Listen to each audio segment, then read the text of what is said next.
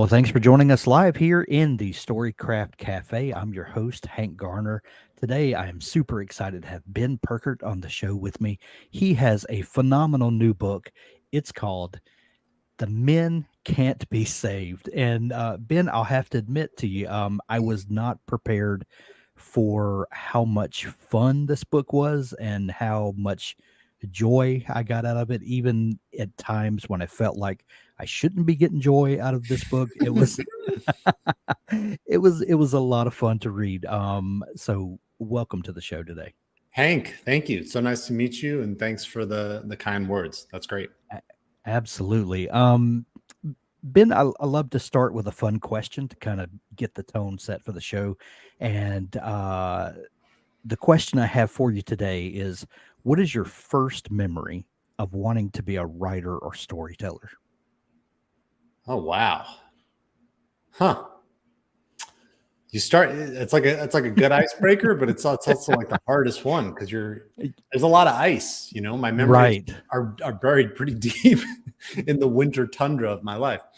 Um, well, I'll say this. I think that for me, growing up, I loved to watch a lot of comedy. My Yeah. favorite comedian, my favorite actor was Robin Williams. And I mean, Robin Williams had a lot of big roles when I was growing Sure. up in the 90s. He narrated the genie in Aladdin. He was in Hook. Then later Mrs. Doubtfire. Like he had a number of hits in a row. But before he did all that, he had this part in like this, I think it was like The Frog Prince. I watched it probably in like 1988 or 1989 when I was 3 or 4 years old. And if you know Robin Williams, he just can't help but be Robin Williams in everything he Right. does. Oh yeah. That He's like, like having a box of Robin Williamses. There's yes, just so much of him.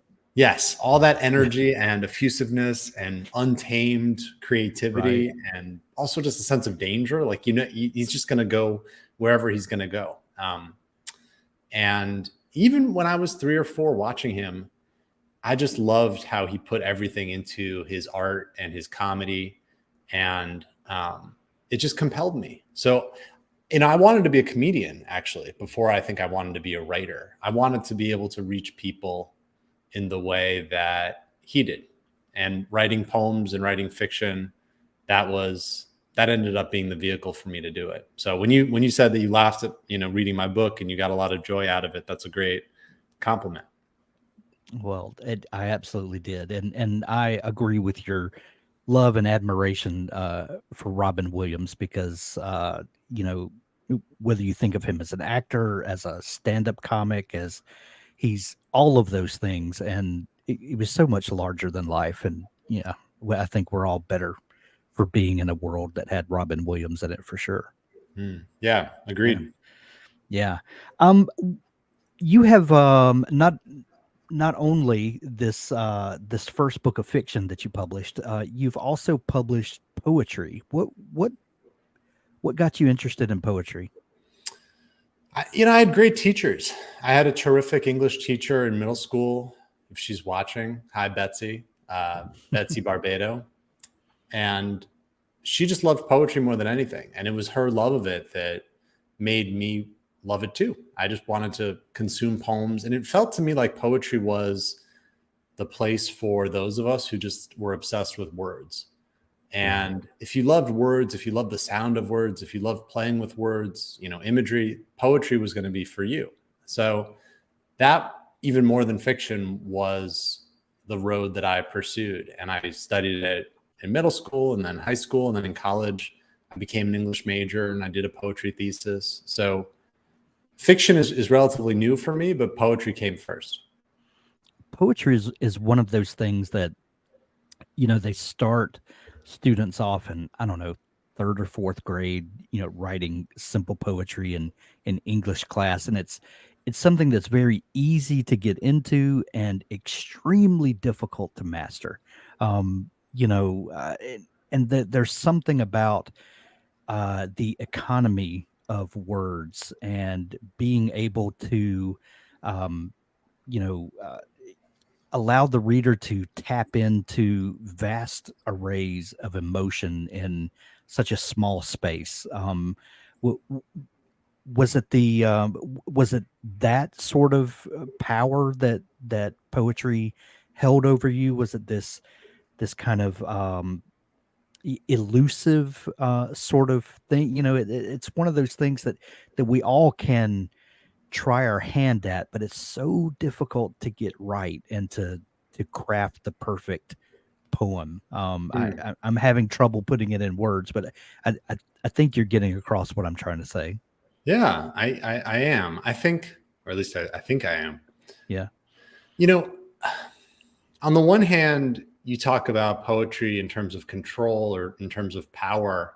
And some part of me wants to say it's the complete opposite. Like, if you think Mm. about what a poem is less the imposition of a kind of power and more of an admission or a confession or a vulnerability of, I don't understand the world fully, but I'm going to try, or I'm going to ask questions. I'm going to look at the moon not as someone who has seen the moon 10,000 times before, but I'm going to see it as a child would, with a complete openness, if not innocence. Yeah, And to move through the world with that kind of humility and that childlike vulnerability, that just felt like the most amazing way to live a life to me. Whereas so many other educational pursuits, I think science is incredibly important. I think history is very important. I think all these things are very important. But from where I sit, sometimes in my experience of them, they assert their own mastery over the world. Economists try to explain everything in terms of the economy, right? And in my sure. experience, poets don't use poetry to explain the world. They use poems to interrogate or ask pointed questions. So that's one answer. But the other answer is, I think you're not, I agree with you. To write a poem that has very few words in it, it is an exercise of control. It is, you're molding a very small bit of clay and trying to get it right. So I guess I'm giving you both sides of the answer, but both of them feel Yeah, true to me. yeah. In the world where we find ourselves and the state of publishing these days, and um, and there's lots to be said about the publishing industry, but where does the publishing industry exist for poets these days? Is it a difficult place to break into, and maybe that much more difficult to be successful at? What do you think about the reading audience at large and the acceptance of poetry and the place for it in the commercial marketplace? I think it's really hard. I think it's really hard. I think that there are a lot of poets who are writing novels, and why is that happening? I think Right. one answer is poets love to experiment. Poets are creative. Poets don't abide by conventions of genre. Poets like to try new things. I think all of that is true, but I also think there's a clear economic motive. You're not Sure. seeing a lot of poets um, sign lucrative book deals for poetry collections. It's not to say that fiction is really lucrative either, but in comparison to poetry, it's a whole different thing. I Right. I never I never I never expected to be able to make a life or a livelihood off of poetry. It just didn't seem available to me. There are certainly a handful of poets who, in the US at least, do sell in quantities where they can, support themselves, but we're talking about a minuscule amount. So I think there are always reasons to say that it's changing, or that certain poets who sell in such high volume that things are going to shift radically. Instagram was supposed to change everything because now you can just see a single poem, and um, the extent to which that translates to sales, I think, is an open question. But I think that, what really matters is poems connecting with people. And Right. if you have a poem that reaches one person and changes that person's life or changes their worldview, even just a little bit, versus a poem that reaches 10,000 people but doesn't impact them necessarily all that much, they read it and then they immediately forget about it. Who's to say what the bigger impact is, And um, that's sort of how I think about it. Having said that, artists need to eat and poets need food Absolutely. and healthcare Right. and all those things. Yeah. So, as someone who studied poetry and had worked your craft at it, you also wound up in the advertising industry, Mhm. and a lot of that fueled the new book, "The Men Can't Be Saved." What was your experience coming out of college, going to work in advertising, and um, was it everything that you thought it would be? Was it more? Was it less? Hmm. Yeah. So coming out of college, I was very naive. I wanted to be a poet. I wanted to be an artist. I wanted to, I don't know, backpack over Europe with a journal or something. I mean, that was the vision I had. And my poetry professor was the one who said, Ben, maybe get a real job, like maybe try the real world. And Yeah. I said, well, what am I going to do? I love writing. And she said, well, instead of being a creative writer, why don't you try being a copywriter? And that was sort of how it began. And I applied for a bunch of jobs, didn't get a whole lot of interviews. And then I found this one job specifically as a tagline copywriter at an ad agency or branding agency in New York. And there were many things I loved about the job. It was a really fun place to work in your early 20s. There was a lot of travel. There were a lot of you're working with creative people, you're working with designers, you're staying late, there's free snacks. It all felt given that I had anticipated a life of poetry and poverty, it felt very Yeah. luxurious to me. But I also realized pretty early on, this just was not going to be the fulfilling career that I wanted, that I would be much happier trying and failing at creative writing versus staying in the agency world and being successful. I wanted to give it a shot. So once I realized that about myself, I knew I had to leave. Yeah. Advertising to me has always been a form of storytelling. I mean, at its core, that's what we're doing. We're trying to communicate something to the end user that will make an emotional connection with them, or something that will change the way they feel about something.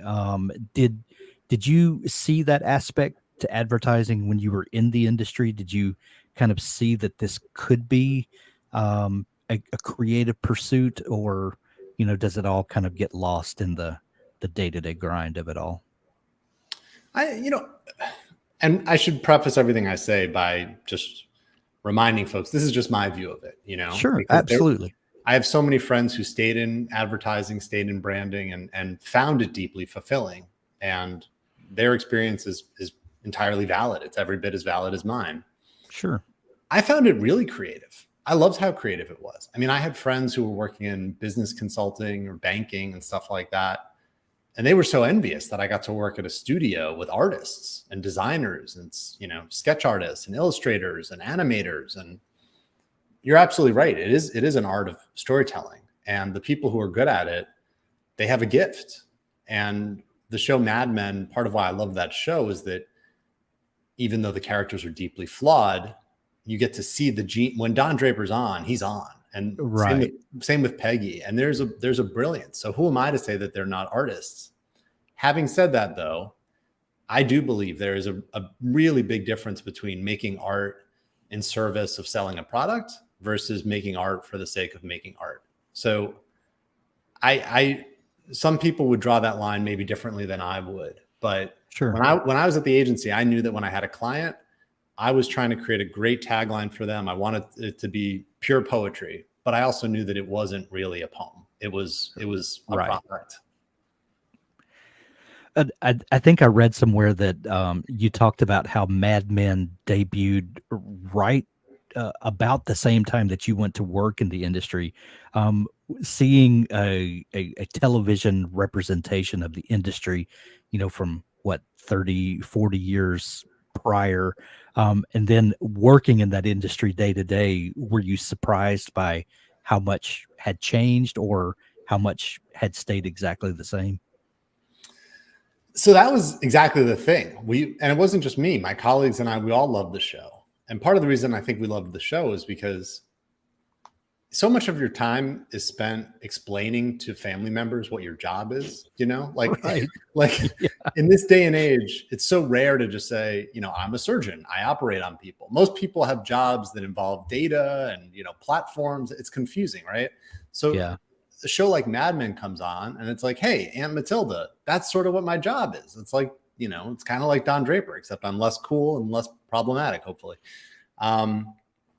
So, that show, it was helpful. And it was also thrilling to see our world reflected on screen. Even though it was from the 1960s, it still felt very contemporary.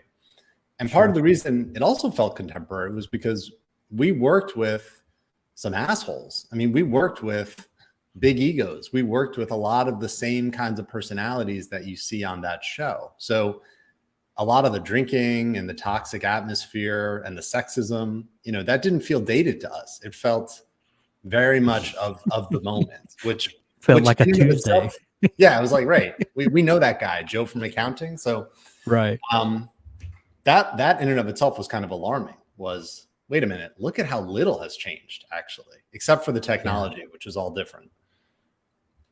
The new book, The Men Can't Be Saved, I would assume is inspired at least by your time working in the industry. At the time when you were working there, did you have the presence of thought to think, I'm going to collect this will be a valuable story one day? Did you think in terms of that, or was it more just kind of the whole experience has kind of percolated and and mellowed for future use? It's more the latter. There are certain writers who sort of like magpies building the nest. They're great at Yeah. just, oh, I'm going to use this, and then they put it. I think that's a faster process. I mean, I started working at the agency in 2007. It's now 2023, and I'm coming out with this book. So Yeah. there was more of a percolation, or whatever, cooking, marinating, whatever the cooking metaphor is. That Sure. was more the process for me. And I didn't know that I wanted to write about the agency until I'd left. But working there, particularly during the Great Recession in 2008, when so many friends and colleagues were getting laid off, I don't even think I fully realized at the time how much of an impact that had on me. But as time wore on, I found that I wanted to write back toward that moment. Yeah. You have you've written poetry, published a collection of poems. You also have done other writing work, and uh, what was it that let you know that it was time to start working on a novel? I'm fascinated by the moment of creation for a book, because at one moment in time, a book like this does not exist in any form or fashion. And then maybe one day you start thinking about your experiences, or maybe a memory pops in, or you think of a scenario, and then you start casting the scenario in your mind, and then the thing does exist in some strange fashion, and then your job as the writer is to excavate this thing and to dig it out and to polish it up. And then after multiple drafts, then this thing does exist. Do Mhm. you remember what that moment of creation was like for this book? There, I want to give you a single moment, but for me, I think it was more an accretion of moments. My main character, Seth, he gets laid off really early in the book. And I can remember the Great Recession. It wasn't a moment, it was a period of Yeah. time. I'd come in on a Monday and, oh, where's Susie? I need Susie to approve my reports. Oh, well, you walk to Susie's desk and it's just Windex clean, right? Like all the family Mm, photos, they're just gone. Well, that's right. okay. I'll talk to Jimmy the next week, and so forth, right? So it was a buildup of that, where I think I just realized how precarious this is. This being our economy, but also our relationship to work in this country. At the branding agency where I worked, it was the largest branding agency in the world at the time, and we all took a good deal of pride in working there. And it Sure. became our brand in a sense. So if you lost your job, well, now you got to figure out how to pay for rent. You got to figure out how to pay for your family, for food, for all that stuff. But you also have the larger question of, what is your brand now? Like, what is your identity now? That question, again, it was less like a moment in time where it hit me and more just, it sat with me. I couldn't shake it. So I in some ways I still think about it, and that's what led to me writing the book. Was it funny that you had always thought of yourself as a writer, um, and then you went to work in copywriting as a way to pay the bills, then to find yourself on the other side of this recession, and your sense of worth and all of that is tied up in this job that you didn't originally want to begin with, Right. and then Right. it all kind of gets, it's funny how it all gets shuffled and priorities get mixed up, and that's something that you explore in this book. But when did all of that start kind of rolling around in your mind and you start wrestling with it? Well, I think because I went into the job, I went into the job really wanting a job, but not wanting an identity. My identity Right. was the poet. It was the creative writer. That's what, it was a little weird. Like whenever I would tell people I love poetry, I would usually get some strange faces, right? Because who identifies as a poet? Right. It's maybe a little pretentious, a little sensitive. It's just a little strange, at least in the circles that I was hanging out with. But that was my identity. So when I started at the agency, I wasn't looking for an identity really. But, I think that one of the things that these agencies do really well is that they brand things, and they brand you, and you start getting the t-shirts, and you start getting the business cards, and you start getting the nickname at work. And like all of it contributes to a brand that's being built. On my business card, it didn't say copywriter. It said creative writer. The job posting was for a creative writer. And I always thought that was so savvy because that's how I saw myself. In a Right. way, the job was being branded to me, right? Like I was the consumer because I got to go around, at bars and say, oh, I'm better than a copywriter. I'm a creative writer. Here's my email. Do you know what I mean? It Yeah. fed into my own aspirations for myself. So I'm not saying that I went into it like super clear-eyed or anything. I was a dumb 21-year-old like anyone else, but Right. I was very aware of the fact that like, I don't think this is going to be my lifetime gig. So let me just soak up as much of this as possible. Yeah. So when did you start working on The Men Can't Be Saved? When did you, like, in earnest think this is going to be a book, this is a project I'm working on? Yeah. It's a hard question for me to answer. I would say about a decade ago, because I Okay. left the agency full time. I still freelanced for a few agencies, but I went to get my MFA in poetry, my Master's of Fine Arts in poetry. And all during that time, I wasn't thinking about fiction at all. I was just writing poems, trying to put together the poetry book. And I was sending out my poetry book. I was waiting. It was getting rejected. Publishers didn't want it. Maybe they wanted it. They were going to wait. And at some point it was like, I'm just in stasis here. So I got to do Yeah. something. I need a new creative project. And that started about 10 years ago of let me just, kind of get back into that agency mindset and see what comes. Gotcha. Did you envision this project? Did you have a beginning, middle, and end? Did it all come about as you're writing? In fiction writing, we talk about people being in two camps generally, pantsers or plotters. One, do you write by the seat of your pants and just, as the story unfolds, or do you have a plan with your writing? And to be fair, most people fall on a spectrum somewhere between the two of those camps. But where do you see yourself? I'm team pants pretty hard. I'm team pants, and I'm pretty far at the end of the spectrum. It's funny because I'm now working on a second novel just at the very beginning, and I Yeah. feel myself drifting more. Like I knew so little about novels when I started writing my novel. I Yeah. started it 10 years ago. I wrote a first draft in about 6 weeks, but then I spent like 9 years practically revising and reworking. So I wrote it very quickly, very seat of my pants, kind of like a roller coaster, just go. And then I had to do the rigorous work later of cleaning it up. Now that I'm working on a second project, I understand fiction just a little bit better, which is not, I don't mean that in a braggy way. I'm still very much in the dark, but Yeah. the best preparation for how to write a novel is to write a novel, because you learn so much just from the process, whether or not it gets published or not. I deeply believe that. And so I almost kind of want to get back to that beginner's mindset of not knowing structure. Do you know what I mean? Because there's freedom in that not knowing. So I think my answer to you is that when I wrote The Men Can't Be Saved, I was very much seat of my pants. And as I'm getting older, maybe I'm feeling myself moving on that spectrum, and I'm trying to fight it, because I think there's more discovery, there's more fun to be had on that other side for me. Sure. There's also I like to refer to it as the gift of anonymity. That, like you said, you had 10 years to write this novel. There was no one knocking on your door, demanding that Ben turn in his novel.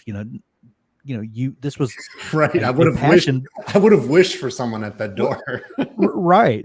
But so you it takes the time that it takes to get the novel ready and to get it out to the world. Well, then you publish a book like The Men Can't Be Saved, and it's getting some buzz and people are talking about it, and then inevitably the question becomes, well, what else has Ben going to publish, and when's your next book coming out, Ben? And then there's a certain pressure that comes with this thing that you do. Are you feeling that now, and how do you find that balance between taking a decade to write a novel and following it up, but also holding that creative freedom in the balance there? Yeah, and thanks for the kind words. It's believe me, it is thrilling and also a bit bewildering on some level that the book is reaching people, because I spent so long with it just as a Word document that my wife knew about, and I knew about, and not too many other people. So it's a great thrill and a great honor, but it's still so fresh and so new. I think this is where being a poet is helpful, because when you're a poet, you don't expect anyone to read. At least I didn't, like, I just love poems. I'm going to make that my life. Hopefully I'll find a way to support myself. But I didn't have any expectation that there would be a publisher knocking down my door to publish my poems. I knew that there wasn't an economy for it. So I realize intellectually that fiction is different, and conceivably my agent or another publisher, might want to take a look and see what's going on. But it's so important for it to be as good as I can make it. I don't want it to go out the door too early. So I think it's something to navigate, and it's also, listen, it's a blessed position to be in, to feel like you're producing work that someone else might want to read. That's a great, tremendous honor. So I think it's a problem for sure, but it's a problem that I'd be grateful to have. Yeah.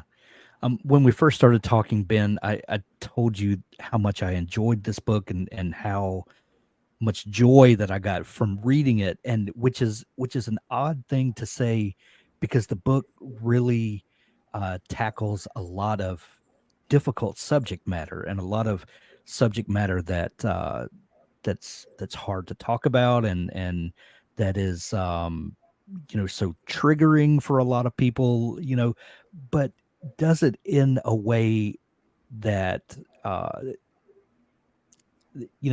spoonful of sugar makes the medicine go down, there's something about levity that is injected into this book, and the humor that you slide these difficult conversations across the table, along with a chuckle, that makes it so much easier to digest, and then ultimately to talk about, and to reflect upon. Because if we can look in the mirror with a smile on our face, it's usually better to see those things that are difficult to see.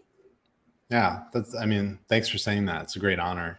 I don't want to get this wrong, so maybe I'll look up after, but I think the comedian Richard Pryor is the one who said that he loved to get people laughing, because if you get them laughing, they open their mouths and you can put the poison in. I think that I love I love books, movies, TV that blends the light and the dark. Yeah. I'm a big. Did you watch Succession? I watched the first two seasons, I think, and we've got to catch up on the rest. But Okay. yeah, I'm familiar with the story. So and some people love it and some people hate it. But what's so great about that show to me is I think that show is incredibly dark. I mean, it's a real bleak picture Yes. of inequality in America today and Family dysfunction and family dysfunction yeah, and abuse. I mean, it's like it's really dark, but that's also the yeah, funniest show on TV. It's the best written show. I mean, I crack up watching that show, and I think we sort of arbitrarily have these genre distinctions where we want things to either live as a comedy or as a drama. And whose life is like that?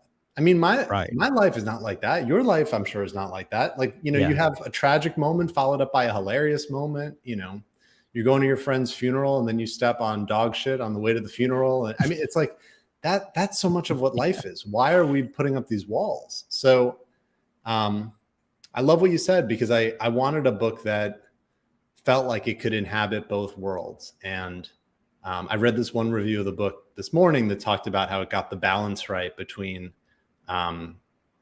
just like sour and sweet or just, light and dark or something. And it just really felt, it felt really rewarding because that was a lot of the 9 years revising was trying to thread that needle so that it felt like a fun summer light read, but one that didn't shy away from some pretty difficult concepts.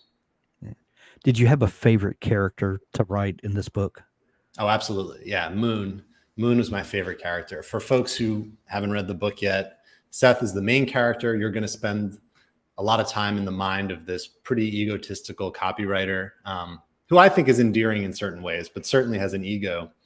But his best friend slash frenemy slash, most hated guy in the world is this character Moon, who works with him at the agency and is just so loud and so big and so offensive and never apologizes and is completely unencumbered. He's a toxic guy who doesn't even know what toxic means. And Yeah, whenever he would enter the book in a scene, I loved it.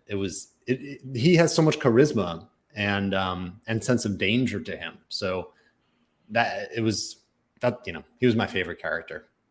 and sometimes the characters that are the most opposite of you and that can just say things and do things that you would, oh my gosh, I would never do that. That Right. would humiliate me. Those are the most fun to write a lot of times because like you said, the inhibition is just gone and it's so fun to just lay it all out there. Yeah. And that's to me, people have asked me, why did I write fiction instead of nonfiction? One answer is my life at the agency wasn't exciting enough to be a memoir. I mean, who cared about what I did at the agency? Right. It wasn't that fun. But the connected to that is that, when you write fiction, you can go anywhere, you can create any character, you can so this guy Moon, I'm not like him at all. At least I hope I'm not. But Yeah. writing him was a way to embody this whole different mindset. Like, what would it be Yeah. like to be this guy? That was a fun ride. I think I learned something, in creating him. So that to me is part of the joy of fiction. Well, and who was it that said that fiction is the lie that tells the truth? There's Right. you can almost be more honest in fiction than you can nonfiction in a way that Mm-hmm. seems counterintuitive, but it's absolutely the truth. Yeah. I love that. Yeah.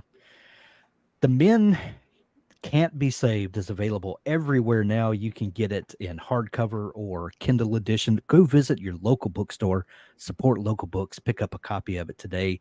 If you don't have a great local bookstore, we'll put links to it where you can grab it from Amazon. Have you listened to the audiobook yet, Ben? You know what? So we had different folks audition. So I got to hear different clips and I just Yeah. loved Jonathan's take. So I knew from the first paragraph, I was like, I think this guy's got it. Did you listen to it? I haven't yet, but Okay. it's in my Audible queue, and I think this weekend I'm going to listen to it. I love getting an advanced reader copy, reading the book, and then getting to listen to the Audible production later and getting to experience the story all over again. Wow. Through a narrator. So I can't wait to see how that what that experience is like. Um, Ben, if people are just discovering you and want to dig into all the great stuff that you're up to and follow along with news and upcoming events, is there a place online where they can connect with you? Yeah, thank you, Hank. You can check out my website. It's just my name, benpurkert.com. I'm also pretty active on Twitter and on Instagram. Also, my handles are just my name. This is one of the advantages of having a weird last name is that you Yeah, you can get your digital properties pretty easily. So on Twitter and Facebook and Instagram, I usually post events, and on my website, you can see both events and also some other things I've published. So yeah, get in touch. excellent. We'll link those up in the show notes as well to make it easier for folks to find you. Ben, this has been so much fun chatting. We're recommending everyone go grab the book, and thank you for taking time to come on the show. Hank, it was such a pleasure. Really. Thanks for the good questions.